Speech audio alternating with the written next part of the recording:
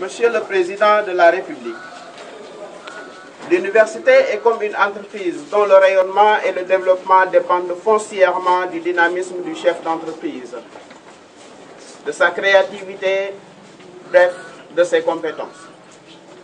Le 31 janvier 2013, vous avez nommé M. Kourfia Keba Diawara, recteur de l'Université Assane Seck de Ziguinchor, UAEZ, sans tenir compte de son expérience en matière de gestion ou d'administration. Vous avez préféré royalement ignorer toute la tradition universitaire qui aura voulu qu'il soit, au moins dans sa carrière, élu chef de département, à défaut d'avoir été directeur du FR. Vous n'avez pas cherché à savoir s'il était capable de diriger un établissement aussi lourd qu'une université. Dans le cas en espèce, force est de reconnaître que le parti est passé avant la patrie. Aujourd'hui, les conséquences de cette nomination hasardeuse sont dramatiquement vécues au jour le jour par les travailleurs de l'UAEZ. Nous nous contenterons, Monsieur le Président de la République, dans les observations qui suivent, de vous rappeler seulement les quelques éléments qui, nous l'espérons bien, vous amèneront à reconsidérer votre choix pour enfin libérer les talents, les créativités, les énergies et les ambitions qui hibernent depuis 3 ans dans ce temple du savoir. La gestion financière.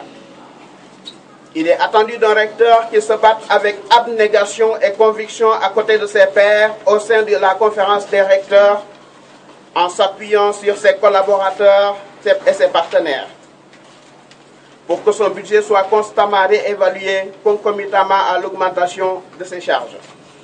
Dans le cadre d'une montée en puissance, l'institution aux destinées de laquelle il préside, suivant un plan stratégique cohérent et ambitieux, reflet d'une vision claire et pertinente. Le budget de l'UAEZ n'a subi aucune augmentation conséquente depuis 3 ans, au moment où les effectifs du PER, du PATS et des étudiants n'ont cessé de croître avec les charges induites. Pendant que les recteurs des autres universités, par leur tact, leur habileté et leur perspicacité dans le plaidoyer, parviennent au moins à se faire entendre, notre recteur adopte profil bas. Pis encore, le budget de l'IAEZ est géré de façon unique par l'ordonnateur principal qui se taille la part du lion, près de 94% des ressources allouées au rectorat. Les UFR, les départements et les services non rattachés au rectorat doivent fonctionner avec 6% du budget. De ce budget insuffisant, une bonne partie est utilisée par l'administration rectorale pour récompenser un clan à travers des créations de directions illégales et le paiement de primes tout aussi illégales. Comble est que ce même budget insuffisant, de ce même budget insuffisant, une bonne partie est consacrée aux charges de transport du recteur qui brille par ses voyages fréquents et improductifs. Comme si le fourvoiement n'avait pas de limite. De ce budget insuffisant, une bonne partie est destinée à l'entretien de l'hôtel du recteur, aux charges locatives de maisons de fonction et d'une maison de l'université devenue un gouffre à millions pour caser des militants, sans compter les prétendus frais d'entretien de bâtiments et de mobilier invisibles. La liste est loin d'être exhaustive. La conséquence de cette mauvaise gestion est que l'UAEZ est en banqueroute. Le cumul des dettes envers les structures hospitalières a fait que les personnels de l'UAEZ sont systématiquement renvoyés des hôpitaux. La dette contractée auprès de la Sénélec a atteint 132 millions de francs CFA sans que l'origine de cette dette soit connue. L'UAEZ doit également éponger auprès de la Sonatel une dette de 100 millions de francs CFA dont l'origine est inconnue. Certains fournisseurs peinent à rentrer dans leurs fonds après leur prestation de services pouvant se chiffrer à 100 millions de francs CFA. L'université a cumulé une dette estimée à plus de 400 millions, correspondant aux heures supplémentaires des pairs du premier semestre et du second semestre de l'année 2014-2015, aux émoluments des vacataires du second semestre de l'année 2015, y compris les sommes dues au PATS. Les frais de mission du PATS s'empilent à l'ACP depuis des mois à cause d'un manque de ressources financières pour les payer.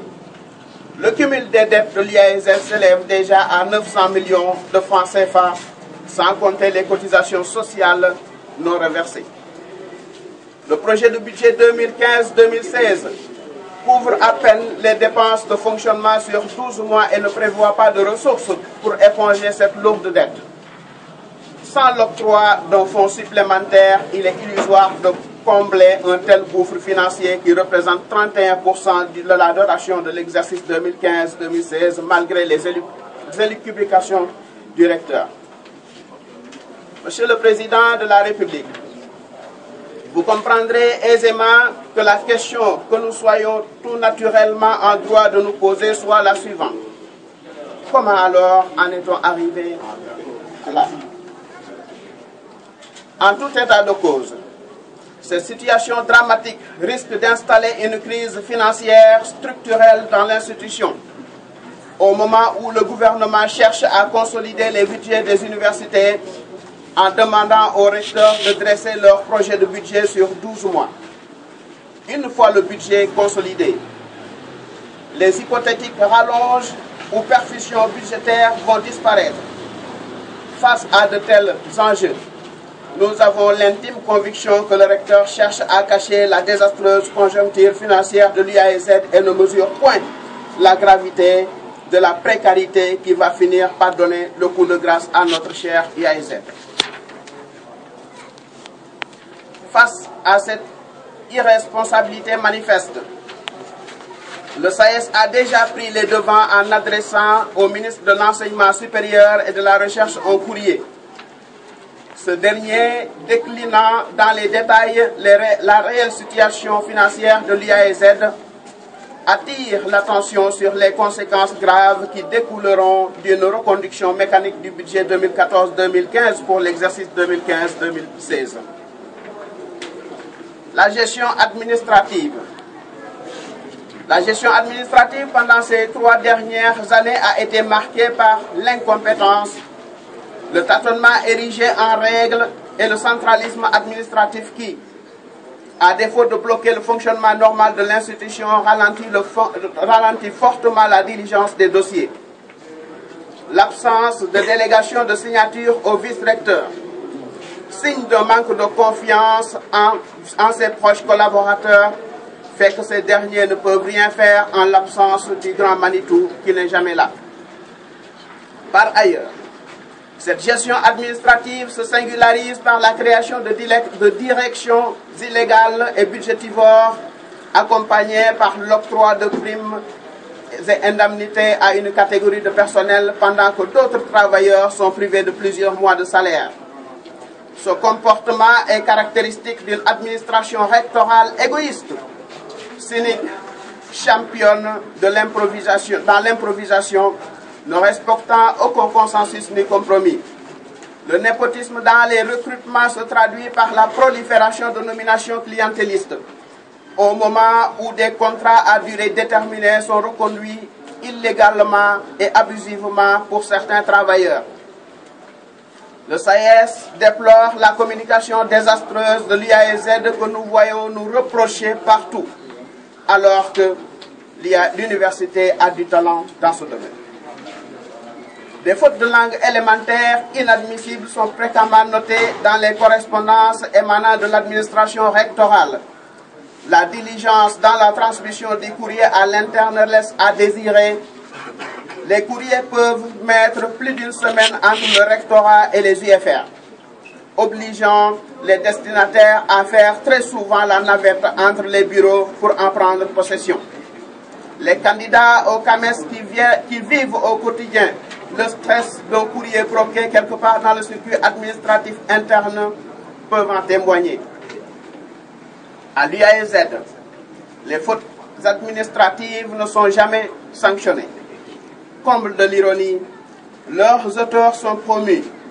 Des commissions sont créées à tout vent pour valider des décisions iniques prises par des personnes incompétentes avec une légèreté manifeste qui nous ont fait perdre beaucoup de temps, d'argent et d'énergie.